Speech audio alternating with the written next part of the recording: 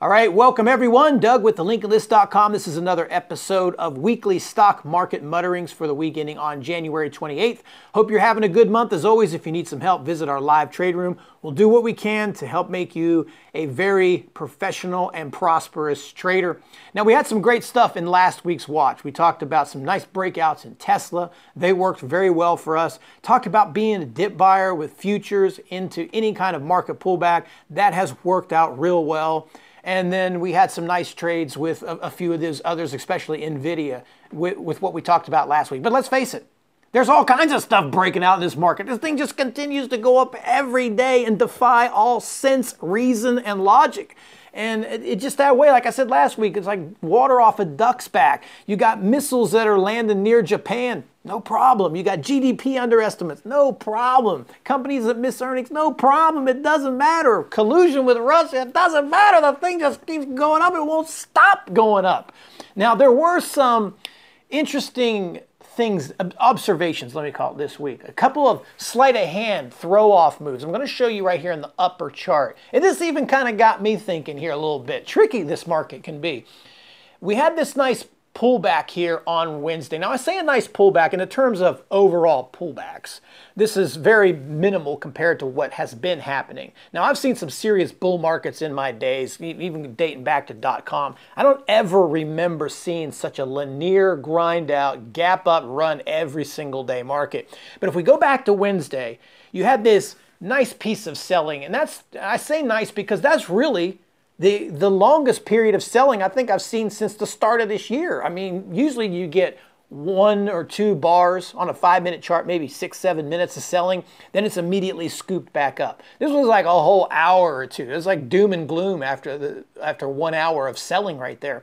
So this thing goes all the way down, but when it bounces, it doesn't make it back up to high. Now that was kind of important because most of the times we've seen sell-offs at all, even any kind of flush bar or anything, the market has immediately gone back up and made a new all-time high. Well, it doesn't do that. Now, if you look over here on Thursday, it attempts the same thing. Gaps up, shoots right into that resistance number of 284 area, then gets rejected heavy. Once it gets rejected, that dip gets bought back down at support right here. Then it grinds back up, yet unable to make a new high, then finishes the day lower. Now, at this period, you're like, this market's really struggling at that upper number. Not only is it struggling, what you're seeing this time that you hadn't seen before is you're seeing this heavy rejection where the thing just gets sold off right away. Like, okay, it doesn't want anything to do with that. Well, so you start thinking, well, maybe we're going to go chop back and forth. Maybe we're going to consolidate. Maybe we ain't going to do nothing but break out because the next day here on Friday, the thing, as soon as it cleans out this 284s, higher 284s, it just goes bonsai. I mean, just straight grind out until the bell. Like, yeah, the market had to close to get people to stop buying. I mean, it's just nuts. And as I said before, you know, it is what it is. And I haven't seen anything in my career over 18 years this linear of a run. I mean, it goes back all the way till September, I think. This thing's barely had a few down ticks. So, I mean, if it's a pullback you're looking for, I mean, I wouldn't even think you're going to get any kind of remote thinking about people selling until you get 2-3 days of down moves. If you even see that. I mean, right now a 5% correction probably doesn't even take us back to the beginning of the year. Just an absolute nutty move. Sure, one day it will end, but it is until it isn't. And I'm going to continue to buy the E-minis, the YMs on any kind of pullback. I mean, that's just the trade until it stops working. Now, some individual stocks I'm going to give you right here that I think can offer us some pretty good opportunities for trades here. Going to go with the old FB right here. FB. Now, this is a good-looking chart. You got a nice little flag here on the daily if you look down in the bottom right corner. Every chart that I've seen like this, I shouldn't say every, but most of the charts that I've seen like this, as soon as they go to all-time highs or break daily highs, these things just get nuts. I don't know if there's algos that are programmed on top of these things or what it is, but they just start getting vert and they start pressing heavy numbers and nobody sells. It just keeps grinding it out, up, up, up, and up. So I would think if this thing breaks the highs here, 190, you're going to start talking 200, sniffing that around. This thing's going to make a pretty good move. Now on top of that, you've got earnings here on the 31st. I am not going to play this thing through earnings. That's not what I do. But I would imagine, like we saw with Netflix and a couple of these others, they will run into earnings. Everybody has so much optimism now. The tax cuts are probably going to turn out to be bigger on people's bottom lines. That's just the thinking going on in the Wall Street. And they're just going to probably ramp the hell out of this thing. So if it goes over there, I'm willing to take a shot. I'm willing to work this thing. And who knows, after earnings, it may even offer a better trade. It might turn into something like a Netflix where it's well over 200 bucks and gets vertical and offers a great opportunity. So watch this Facebook. I highly recommend you don't play this through earnings unless you're experienced and willing to take a significant amount of risk. I know everything looks great. The world is calm. These companies are beating, but man, you never know what's going to happen. And we'll show you what you never know is going to happen in just a minute. So Facebook, we'll keep that one there. Another one here is OLED. Now, I made a big mistake by missing this one here today. I talked about this first thing in the trade room. I said, we got to get some of this OLED. It had so many red days, about $40 down, 6-7 days in a row.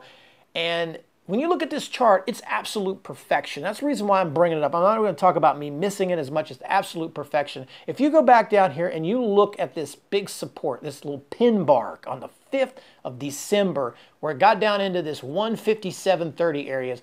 This thing dives right into it, makes an intraday double bottom. That's about the nicest buy signal when a stock has sold off so far, gets into critical support, bounces twice on an intraday. I mean, that's a great one. And I missed it. I was just like, I must have been daydreaming or something else, but I totally missed this. Now, it does make a really nice bounce. Now, the problem with stocks like this after they've been murdered and butchered is you expect them to make a nice bounce. That's understandable. But after they do that, the question always remains, is it going to build on that bounce or is this stock going to retest the lows? And that's something you got to pay attention to real close. I don't think I would buy it right here at this point.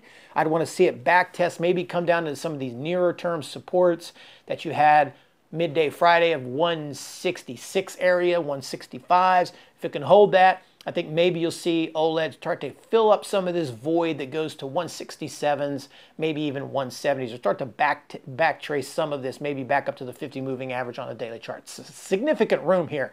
However, it's in a rock and a hard place in the middle of the chart here. It needs a little bit of work, but watch this thing. It does have it if it wants it. If it gets under 165, well, you might start to see a little bit lower, but this one here doesn't look too bad. Now on the other side here, let's take a look at, what do I want to look at? Oh, Wynn. Wynn for the win. That's what I wanted to look at. Wynn. Now, I've always loved this stock. I've always done well with this stock for years. I've traded this thing. It's always been a good trader for me. And today, this is what I meant earlier when I said it's the stock market. You never know what's going to happen. I mean, you don't. Of course, the story is Mr. Wynn himself, sexual misconduct allegations, and it just buried this stock. Now, I took a couple shots long here. We did okay with it, but I honestly expected it to rally back a little bit harder than it did, because usually that's just what happens. Defenses come out and these things rip. Well, it didn't quite do that. It re-sold off. There were some bounces, but it eventually just sold off and just buried itself down there. Now, I imagine at some point you're going to see a bounce on this thing. It would be real sweet if this thing would just bury itself right down into this 167 on the daily chart. It's the 50 moving average. It's support from the beginning of the year. That would be a nice spot. If this thing just drove it right down in there, flushed out into that, I think that would be a good spot. Just kind of like an OLED. Just run right down in there, build yourself a base, and then bounce. So right here where it sits, just like an OLED, I don't have anything I can do with this right now. I'm just going to leave this thing sit, and then we'll see what happens with it. But I think this is a pretty good one. It's kind of looking here. I'm looking for 2 bounce plays this week, one in OLED, one in Wynn. But the bounce plays, I don't quite like where they are right now. they're going to need a little bit of work. For breakouts, I like this Facebook.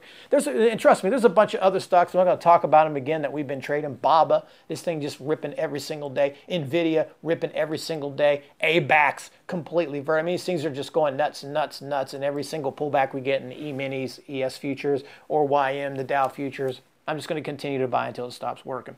So if you need some help, guys, please visit thelinkedinlist.com. Thanks for watching the video.